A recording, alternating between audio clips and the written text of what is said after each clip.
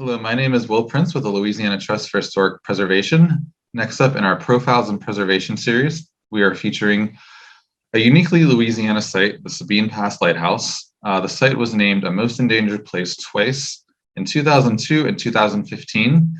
Today we're speaking with Andrew Tingler to learn more about this site. Good morning, Andy. How are you today? Good morning. I'm doing well.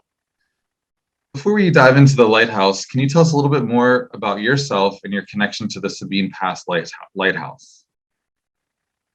Well, my name's Andrew Tingler. I grew up in Johnson's Bayou, which is the little community where the lighthouse is actually located. But I am a meteorologist, so I'm not really in preservation, so to speak. I'm just a volunteer. But I am the president of the Cameron Preservation Alliance, and I have been since about 2012. So the Sabine Pass Lighthouse, can you tell us a little bit more about its history and just kind of I think a lot of people don't realize there are lighthouses in Louisiana, and this is a pretty unique one. So can you tell us its history, when it was built, and a little bit more about it itself? Well, our lighthouse was built in 1856. It is on the very southwest corner of Louisiana, but even though it's in Louisiana, it's not really just a Louisiana landmark. The lighthouse was built there to aid the mariners into the ports of Beaumont, Port Arthur, and Orange, Texas. Now, our lighthouse it's in the marsh, like most places are in South Louisiana. So they had to be a little more creative on how to build this lighthouse.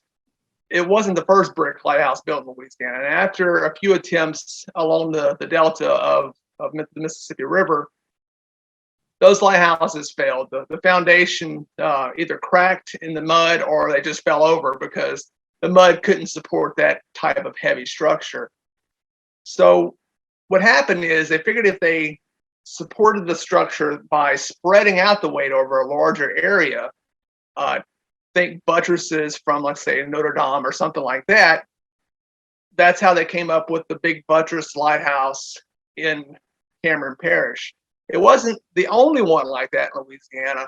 There were two other lighthouses that were built after this one in southeast Louisiana. We did have about 36 lighthouses at one point in time in Louisiana. Now we're down to 10 today. Hurricanes, erosion, time has taken a toll on a lot of them. So it's really kind of a disappearing thing. And most of them that we have left aren't really even accessible anyway, because the coast of Louisiana is so hard to navigate if you don't have a boat. There's not really roads to get to the mouths of the rivers and whatnot. So there are other lighthouses in southeast Louisiana along the mouth of the Mississippi River that are still out there, although they're not really operational. Historic lighthouses aren't really operational anymore. A few lighthouses that are still standing that tourists could see is the Chafuncta, the New Canal Lighthouse, Fort Pontchartrain Lighthouse, New Orleans, Southwest Pass Lighthouse in Berwick, and then you have ours. So there's only really down to, say, 5 lighthouses left that tourists can actually see out of the once 3 dozen that were once here. Great. Like I said, this site was, nominated to our most endangered places twice in the last, 20 years or so. How did the effort to save this lighthouse get started, and what were some of the first steps that, helped recognize that it was needed to be improved or restored? How did the effort really just get started, and where has it gone? So our lighthouse was decommissioned in 1952. So it's been a long time since it's been an actual functional lighthouse. It was passed along through various landowners, state of Louisiana, Lamar University in Beaumont, some business owners out of Houston, and no one could ever really make it work, do anything with it, because it was in such a remote location. It might as well be a world away on an island, because you're about 4 miles from the nearest road. You have to take anything to work on the lighthouse to it through a very shallow bayou, which at low tide, the water at the mouth is maybe a foot deep. So it's not really viable. to really get it going, even though people had tried.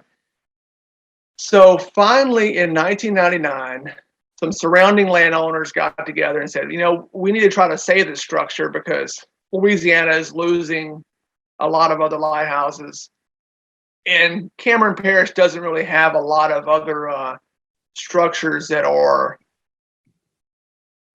historic in the terms of like this lighthouse, besides the courthouse and a few other old plantation homes and other old houses, because we're pretty sparsely populated. So they got together and got the businessmen over in Houston to donate the lighthouse in 1999.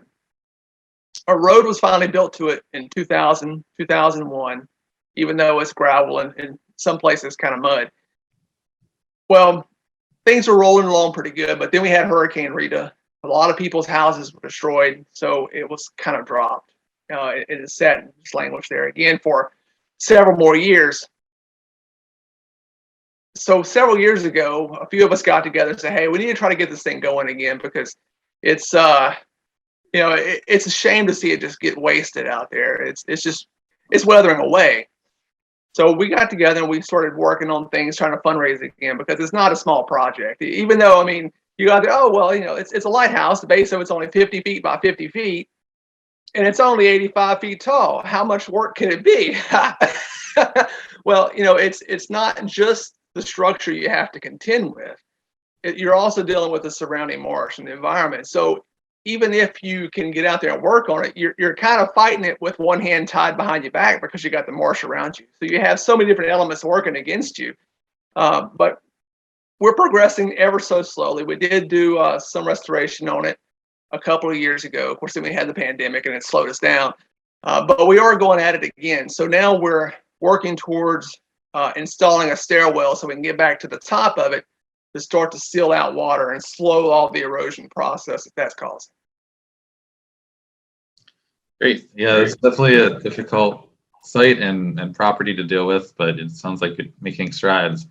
So what have been some tools or some activities that have been used in particular for the restoration process? Well, we took a page out of some of the other lighthouses. We looked to inspiration to say the Tchefuncte Lighthouse, who had a license plate. The Pensacola Lighthouse, who was doing Sponsor a Step, and a few other places across the country. There is a United States Lighthouse Society where you can also go ask them questions for various things if you need answers to. So the Tchefuncte Lighthouse, wherever they got the idea from, because there are other lighthouses that had this idea to push a bill through the state of Louisiana to make a Louisiana license plate for your cars. Every license plate sold, portion of the sale comes back to the lighthouse. And you have to renew the license plate every 2 years. So every time someone renews their license plate, some of the money comes back to the lighthouse. Now, as far as steps go, we had 96 steps that went to the top of the lighthouse. And it's going to cost us several hundred to $1,000 for each step after you price out everything to have the stairwell bought and delivered to Johnson's Bayou. So the original stairwell material was cast iron. And you can buy cast iron steps, or you can buy aluminum or whatever you would like. We would like to stick with cast iron. However, the original stairwell came in like 10-foot segments. So it was a 10-foot pole, and each stair tread was attached to the pole that went all the way to the top. Unfortunately, it is a marine environment. Salt is not kind to iron.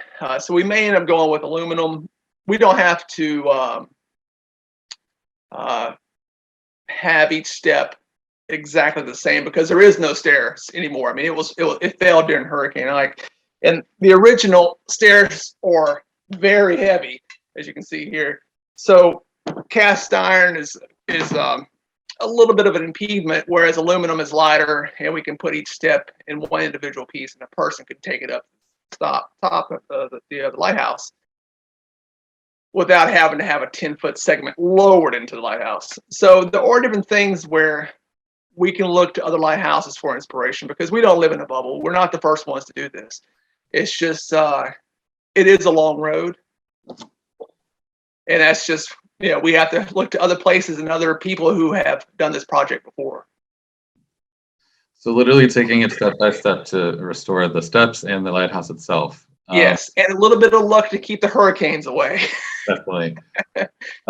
So my last question here is, what are some of the long-term, goals? I know the restoration process will take time, but are there any other long-term visions or goals for this site or the surrounding area related to the lighthouse?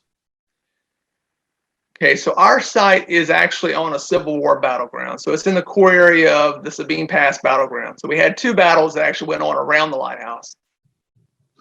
We are available to get grants for the lighthouse and to put in sites, markers, and tell people about the various information. We would like to have the lighthouse restored back to what it was prior to being decommissioned, to have people to go up and see the top of the lighthouse and look out across the surrounding marsh, plus put markers to explain what went on during the Civil War at that particular site. We also have a little area of trees, which is very frequented by migratory birds. So have people come out there, because the birders are always trying to get out there from the Ottoman Society and the Gulf Coast Bird Club. Open that up to the tourists who want to come through there and look at whatever various aspect I just described. Now, it's not the only thing we have going for us, because we're also on the Creole Nature Trail, which is very frequented by various tourists that come through the area. So we have various tools that are available to us.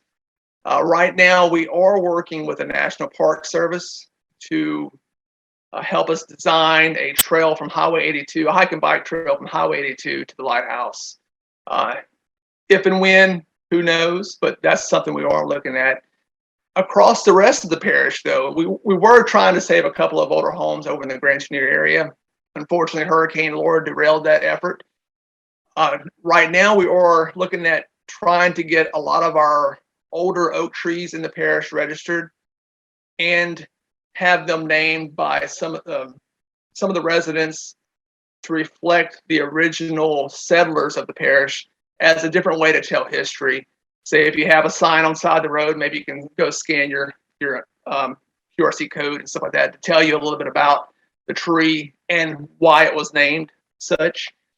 So there are different things we are trying to work with across the parish. It's just getting things going. Nothing is ever fast. It takes, it's so long to get things going, but we're working towards it. Great.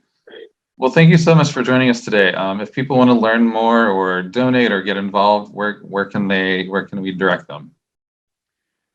Well, we do have a Facebook page. You can just search Sabine Pass Lighthouse. It does have various links and stuff on there. We do have a website, even though it is antiquated, and it tells you, PayPal and whatnot on there. Or you can just email me directly, Andrew Tingler @gmail.com or yahoo.com, either which way, and I can answer your questions too. We do take checks to the Cameron Preservation Alliance, like all charities do, but we do have a PayPal and various other means to take donations. Well, great. Thank you so much for joining us today, and it was a pleasure to learn more about this unique Louisiana and beyond landmark. Thank you. Good talking to you.